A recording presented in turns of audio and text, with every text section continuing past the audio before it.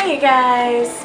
So today I'm going to be talking to you guys about the different kind of stitches that we use with sewing. The stitches that I'm going to be talking about today in particular are back stitch, straight stitch, zigzag stitch, and top stitch. So before I get into it, I just want to remind you guys that I am not an expert, I'm not a guru. Everything that I'm sharing with you is based on what I have learned through trial and error.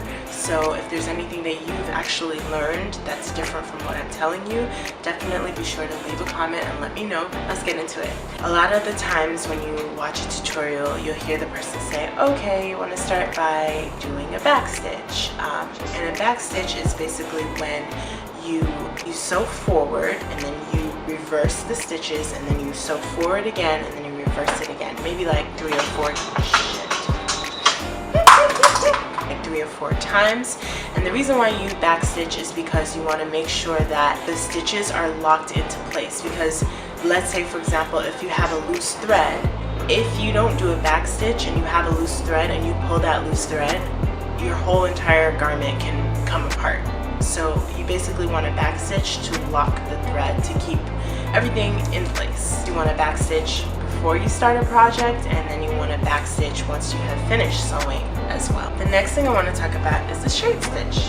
As it's indicated by its name, straight stitch is basically a stitch that is straight. It's the most common stitch. So we use straight stitch in general for maybe cotton fabrics or like denim, any kind of sturdy fabric. You could use straight stitch with any fabric, but you would probably end up having to change your needle or change your foot or something like that. If you use a straight stitch with stretchy fabric, then chances are what's going to happen is you're going to sew it and you're going to put it on and your stitches are going to break. You're going to hear it go. It's going to break because it's a straight stitch. It's not leaving any room for stretch, for expansion. If you're a beginner, your best bet is to stick with the straight stitch when you're dealing with sturdy fabrics that are not stretchy.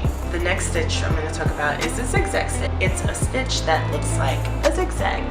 Now, sometimes you'll see it where the zigzag is like straight line, and sometimes you'll see it where the zigzag looks kind of like dotted zigzag. We use zigzag stitches for stretchy fabric. Some examples of stretchy fabrics are like jersey fabrics, lycra, and the reason why is because so in between each zigzag, that's more opportunity for your fabric to stretch.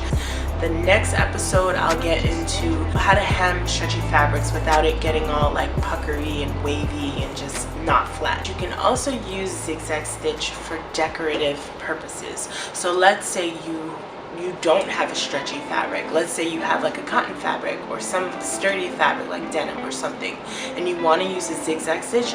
You can use a zigzag stitch if you want to put like your own flavor, your own spice. The last and final stitch is the top stitch. So a lot of the times you'll see a top stitch in clothes like sweatshirts, for example. And it's basically you make a top stitch by after you finish hemming the bottom of your garment, you basically put the garment on the right side and then you put a straight stitch just like even less than 1/4 of an inch above that stitch where you made the hem. The top stitch is also a way to just kind of like decoratively embellish your garment. Of course, there are a gazillion other stitches that you see, especially if you have like an advanced sewing machine, or in general, I'm sure you've seen like the pictures of the other stitches that there are, but because this is sewing basics for beginners, I'm not going to get into those stitches. They're not a priority right now if you're a beginner.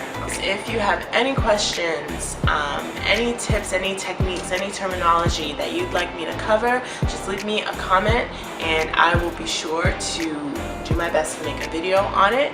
And if you haven't already, be sure to check out the other episodes in this series. Thank you guys for watching, and be sure to check out my other videos. Ciao!